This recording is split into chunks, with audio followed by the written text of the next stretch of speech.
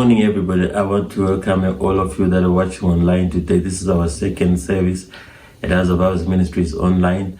And we're trying to say that we're going to keep with the Sabbath, whether there is a building or not, because we serve a God who's beyond the building. We serve a God who's above the church.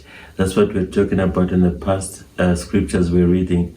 We're saying that our God says that the Sunday, the Sabbath day, is holy to him, so we should keep it holy. So this morning, we're all just going to gather together and listen to what God is saying to us on this Sabbath day. I'll greet you all in the wonderful name of Jesus, and I'm hoping that you're all woken up and are ready to hear the word. And those of you who are going to hear it later, fair and fine. But I'm just grateful that God has given us opportunity to still speak his word, because if you look at the Bible, where we're coming from, the Pharisees were questioning Jesus why the disciples were picking corn heads on a Sabbath day, because it looked like they were harvesting. And surely they were not supposed to do that, because they were breaking the word. They were breaking the word that everybody lived by. They were breaking the laws of Moses that everybody followed. And it was standing that in those days, then people just lived by the word. They had their mistake and the errors, they had their faults like everyone else, but they lived by the word. And they didn't realize that the word himself had come. Jesus had come. Jesus was the word, and the word could never have been wrong. And those who began to follow the word like the disciples somehow were covered, because they were following the word now.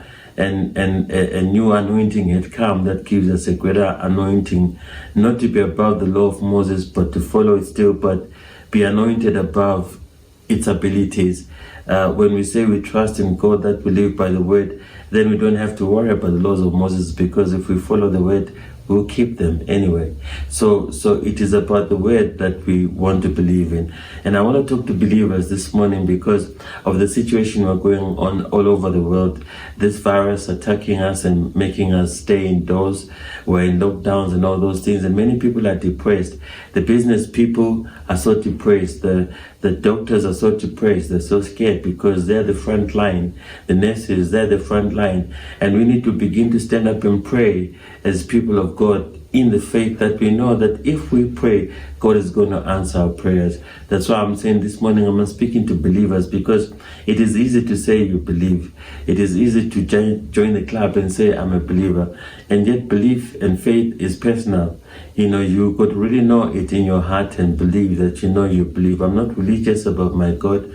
I believe that God is and God is able. I'm a Christian, I'm Christ-like. So I want us to blow away the spirit of fear and begin to stand where we are and begin to command and pray and declare, because that's what God has assigned us to do. As we're going to see in our message today, where I'm really focusing on us living beyond fear. We're going to live beyond fear. We're going to live in our faith. And so we're going to read scriptures that will try and encourage us. So our first scripture is going to come from Luke chapter 8 and verse 24. Where the disciples woke up saying, Master, Master, we're going to drown. He got up and rebuked the wind and the raging waters, and the storm subsided, and all was calm. Jesus spoke, and all was calm. Jesus spoke, and all was calm. I wonder how he spoke. I believe he spoke. He was the word. The word is faith. The word is powerful. The word does what it says it should do. And he spoke it. And because of the power and the anointing on Jesus, the unseenfulness of Jesus, that word has so much power that what he said happened immediately. It stopped because of his sonship. Now, he asked the disciples in verse 25, where is your faith? In fear and amazement, they asked one another, who is this? He commanded even the winds and the water, and they obeyed him. It was amazing for the disciples to understand and see that he is a man amongst them who can say something and speak the word of God, and the word of God does exactly as what he said. And remember, the word had come to teach us. The word became flesh and dwelt among men, so that it could give us an example of how to live. And we live by that faith. We live by that word. And he was beginning to teach the disciples to remove the spirit of fear, because he would have asked them, why are you fearful? But he didn't want to ask that way. He said to them, where is your faith? Because if faith comes in, you wouldn't be fearing the way you are right now. So spirit of fear is not ours. It's not our portion. It's not what God has given us. In Mark chapter 4, verse 38, Jesus was in the stand, sleeping in a cushion. Is the version in the book of Mark. The disciples woke him up and said, Teacher, don't you care if we drown? He got up and rebuked the wind and said to the waves, Quiet, be still. Then the wind died down and it was completely calm. He said to his disciples, why are you so afraid? Do you still have no faith? So afraid means we have no faith. Afraid means you are scared. There's no word that is giving you power. There's no promise of God that you believe in that makes you believe. There's no word in the Bible that you can open and make you believe and stand on to say this thing that is attacking us is going away in the name of Jesus.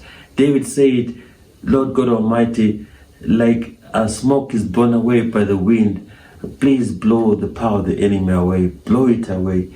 And if I'm praying that in faith, in believing that the word of God shall do exactly what it says to do, surely God, blow this thing away. Blow it from our homes. Blow it away from our companies. Blow it away from the world.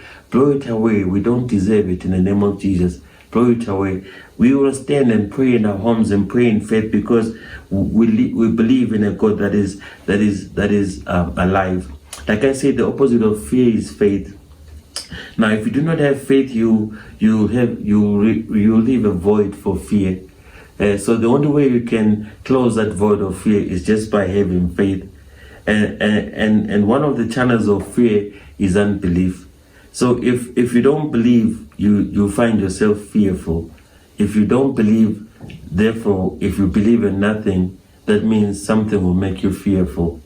So in 2 Timothy 1:7, the Bible says, for God has not given us the spirit of fear, but of power and of love and a sound mind. And I love that scripture so much because it speaks to us in a great way. Fear is a spirit. It's a spirit. God has not given us that spirit. So the easiest way for Satan to make us receive his attacks or accept his attack is to put fear around us, because we cannot defend ourselves if we're fearful. We'll just be fearful and just die away. But God did not give us that spirit of fear. He gave us the spirit of power. You know, we have the power of God. Many people suffer from anxiety disorder. It is a mental health disorder characterized by feelings of excessive worry. Fear promotes other disorders like depression and panic attacks.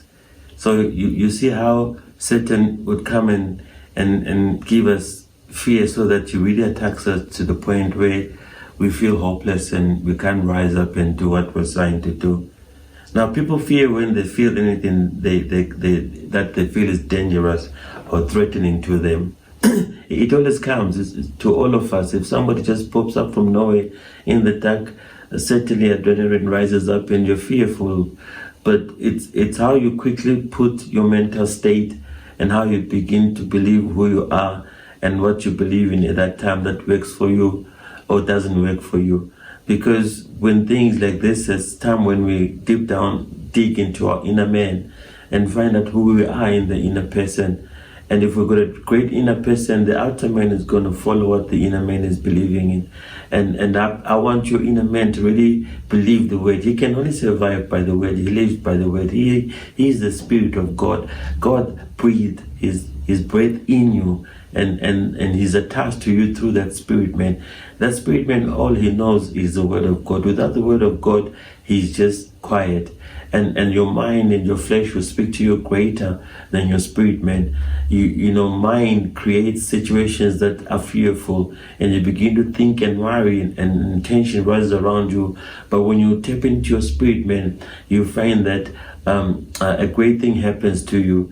I remember at one time I visited a church in UK where my sister goes to, and their pastor, an amazing man of God, he spoke the word about guarding your heart and he so put it beautifully that, you know, what is in your heart, what word is in your heart, whatever you believe in your heart, you will live. Whatever you feel in your heart, you will do. Whatever you know in your heart, you will act like it. And so it's important for us to guard our hearts, the word of God in our hearts, because it makes us do things around us. It makes us act in a certain way, because in our hearts we believe, in our hearts we have faith, and we do things according to that way. So we won't find ourselves having fear around us. So the Bible says that Paul is teaching us that instead of fear, we must know that we have the spirit of power. That's the word dunamis, and it means the ability, the mighty wonderful works that is in us. We have mighty wonderful works. If we just speak them, they're not carnal, they're not physical, they're spiritual. If we believe in the spiritual realm, we control the spiritual realm in our prayers, and God will begin to work his power and begin to fight the battles that are around for us. God is a God of miracles. Don't forget that anything can happen when you call upon the name of the Lord. So he's telling us to have that power and to have that love, and also to have a sound mind. So the discipline of your mindset is what is required here right now. So your mindset, if it's not disciplined, it will give you many pictures of doom. But if it's controlled by the word of God, it will show you prosperity, and that God is able, and give you a revelation of what God can do, make you see things in your inner man, in your spiritual realm, that God can do, and God can do those things if we pray them down here on earth.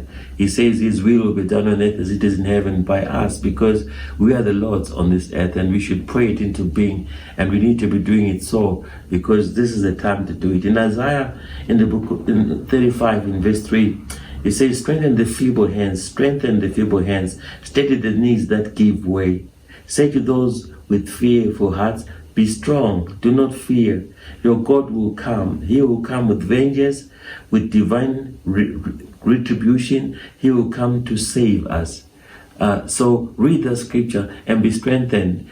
If you believe in the word of God, as I believe in it, as many believe in it, I tell you that if we believe, whatever we believe in, God will do for us. Whatever we believe in, say and pray, God will do for us. So, you know, this word I believe in, and I want to tell you that God is coming to save us. God is coming to save us in this time. We're going to pray, and God is going to come and save us. Look, God is going to come and save us. I believe that. I don't know who is a believer. I don't have a space where I can put anything otherwise, but that I believe what God is saying, that he will save us. And many are crying, many pastors are calling him, many churches are calling him, many men and women of God are down on their knees this time calling him. God will hear our cry and is going to save us. So why don't you join those that are praying? Why don't you become even greater in numbers and pray so that we pull this thing that is violating us down in the name of Jesus.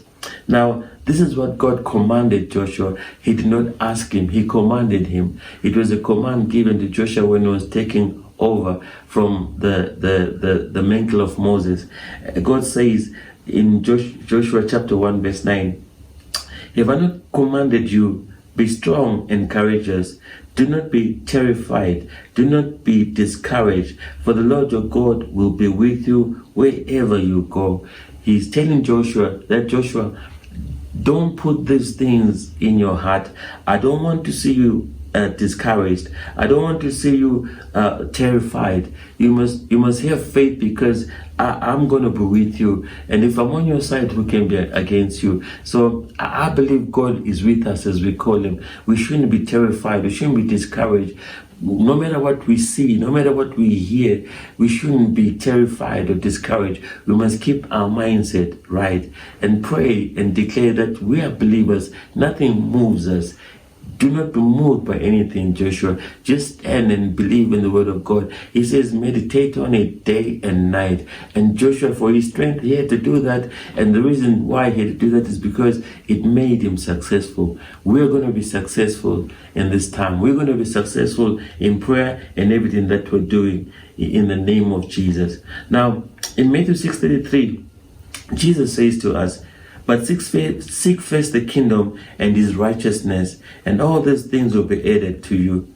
Therefore, do not worry about tomorrow, for tomorrow will worry about itself. Each day has its trouble of its own. And he goes on to tell us how birds don't worry about what they're going to eat, because God is going to give them that food. They don't scratch their heads about tomorrow. The birds are not having a meeting or a lockdown like we're having right now. They're the happiest animals flying all over. Right? They have no worry because they have not opened the door of fear. And that disease can never come to them because it's just that's who they are, and they live in that environment without fear. I want us to be in our homes because we are knowledgeable. I want us to be in our homes because we understand. I want us to be here because we fear God and we understand what He's saying. But as we fear Him, we call Him the Son and declare war against the principalities and powers that are fighting us, because God is on our side. God is on our side. So we seek the things of the kingdom first, and then everything follows. So today is kingdom time. Today is kingdom day. And we're going to seek His word and His things and the way He does things. And surely this is going to follow us in the name of Jesus. I want to go down again and read Psalm verse 23, verse 4. Everyone knows this one. We sing it all the time. We say it all the time. Even though I walk through the valley of the shadow of death, I will fear no evil, for you are with me, and your rod and your staff will comfort me. But every time I read that scripture deep, I really want to understand or try and visualize what David was saying. And I always look at it this way. The reason he prayed was because he did not want to be in want. He did not want to lack anything he needed. He did not want that. So he was praying his God because he did not need those things or those moments. He talks about knowing that God had restored his soul. God has got the power to restore his soul, because sometimes you feel weak, sometimes you feel low, sometimes you feel defeated, but God has the power to restore your soul, your mindset, how you think, how you go about things. God has got the power. So we're going to pray that prayer. God, give me the power, the mindset to understand where I am, the season I'm in. Give me the power to go through the season, to take it like a spiritual person and fight the battle in prayer and see where you're taking us. I know we're going to have victory in the name of Jesus. So God can restore his faith and his ability to do what he needs to do. He knows that God can always restore my faith, because my faith is always challenged. So all of you who have a faith that is challenged right now, I'm praying that in the name of Jesus, let it be resuscitated. You begin to stand up and begin to know that you are faithful servants of God. God is going to use you as vessels of honor in this time and this season. You don't need to be seen. Wherever you are, you pray and God sees things. And He says, because of what you're doing when it's hidden, I'm going to lift you up to the world so that world can see that this is really who you are. Because if you're that person, surely you'll be that person everywhere you go. It's not just because now there's a virus that you want to pray. No, you're always praying because every day is a special day to God, and you one of those people who know that, honor the Sabbath day because God made it holy. So when I go to church on a Sunday, I know what I'm gathering for moments like this, so that when we split away, I still have power.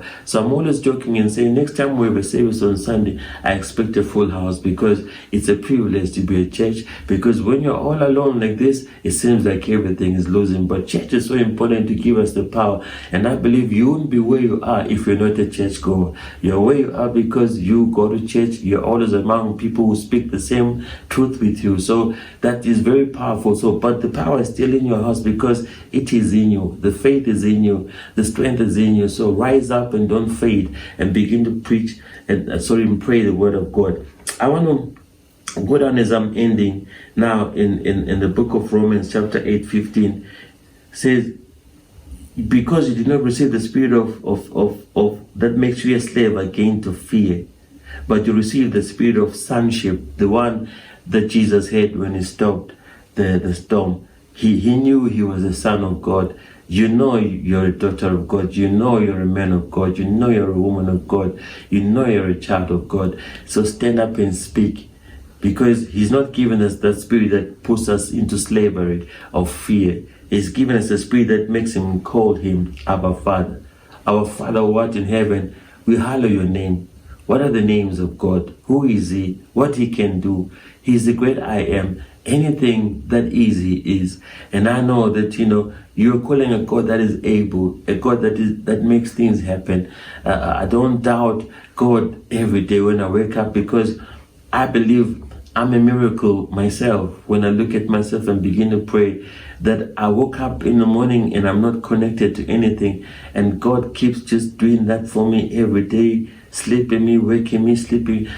He just makes it happen. He just makes my heart tick. He just makes my lungs move. He's giving me a special skin that no one can make. He's giving me these eyes that are so made of so much sophisticated material. I'm just a complication and a miracle when I try and look at myself. So this God that created me,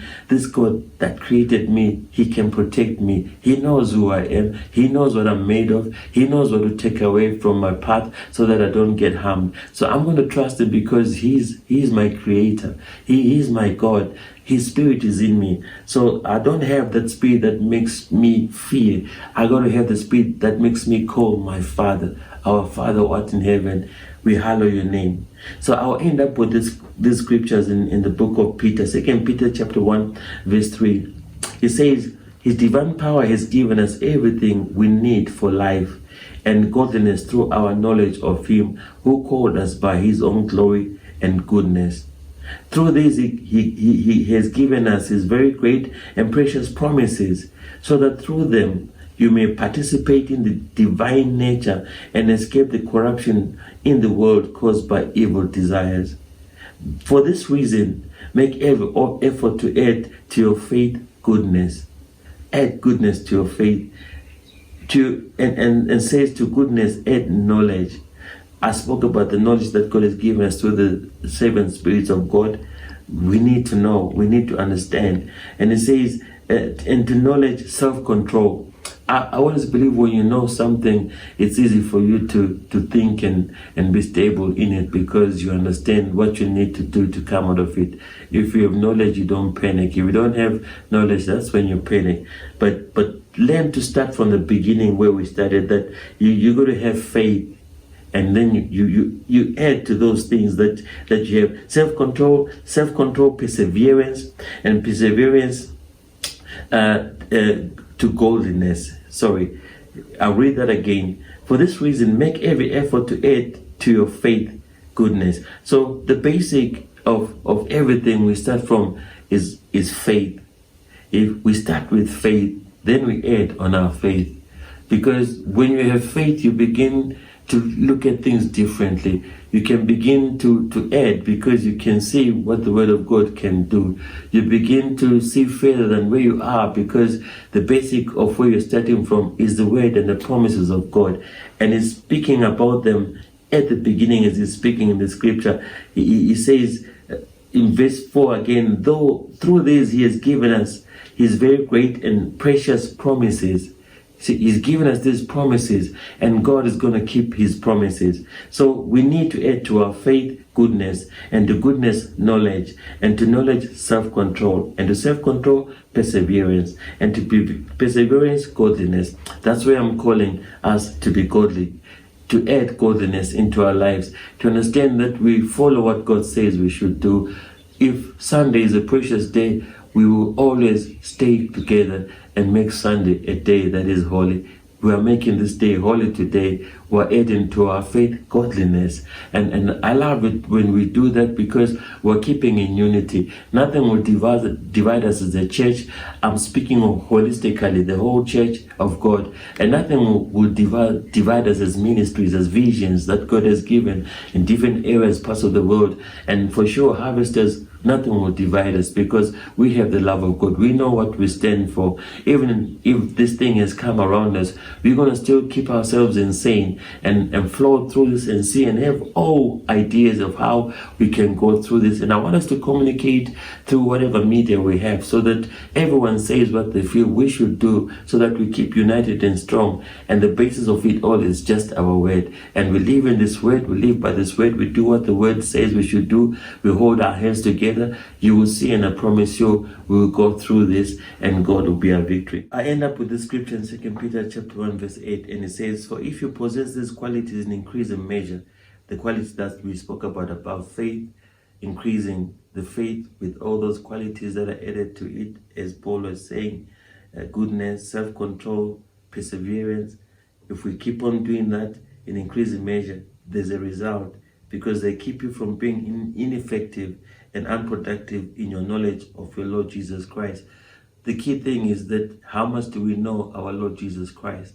If we have limited knowledge about him, limited accessibility to him, if we limit ourselves towards Jesus Christ and not believe in him and know who he is in our lives, then many things will be ineffective in our lives. But if we want to have effect, believe in Christ. And Jesus Christ is our Lord and Savior, and is going to do great things for us. And I want us to believe and know that God is going to help us in this time.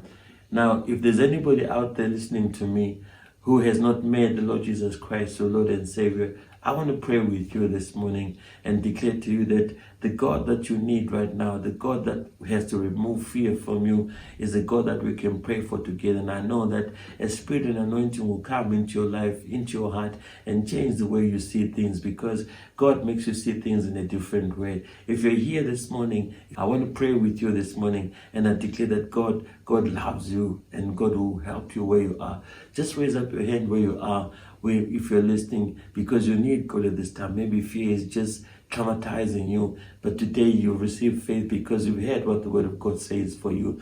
God wants to connect with you. So raise up your hand and say this. Say, Father, I give my life today to you, O God of glory. And I declare that I'm inviting you to be Lord over my life. My Father, I surrender everything that I am. And I call your spirit to come and guide my life. That I dedicate my spirit to your spirit, that they become one. And you teach me to show me your ways. Jesus Christ, I accept you as my Savior right now. Save me from where I am. I receive you as my mentor. I receive you as my guide. I receive you as the spirit of life around me. Thank you for accepting me. Thank you for giving me this moment. I receive you in the grace of God. Amen. I want you to know that at this point in time, God is for us. And all of us, including you, we're standing together up from this day, praying and declaring what God is going to do for us. And I know we're going to meet soon and give God the glory. God be with you. Amen. We trust you enjoyed today's message. We are so grateful that you've officially become a homie. If this message blessed you in any way, please feel free to partner with us by sowing a seed into our ministry. Our banking details should pop up onto the screen right about now. We're so glad to have you as part of our family as we harvest more souls. Should you want to get in touch with us, we are available on WhatsApp and all social media platforms. Thank you for partnering with us. Until next time, and remember, homies know how to harvest. Get ready for your harvest.